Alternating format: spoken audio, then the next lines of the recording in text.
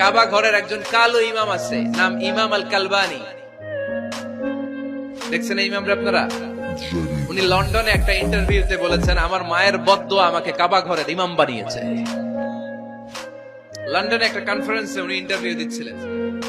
ওনাকে বলা হলো, কাবার সব ইমাম সাদা ইমাম, আপনি কালো মানুষ, কেমনি ইমাম হইলেন? উনি বললেন, আমার মায়ের বদদোয়া আজকে আমাকে কাবা ঘরের ইমাম বানিয়েছে। উনি বললেন, আমি ছোট্টবেলা অনেক বদের হাট দিছিলাম, আমার মতো দুষ্ট আমার এলাকায় কোনো ছেলে ছিল না।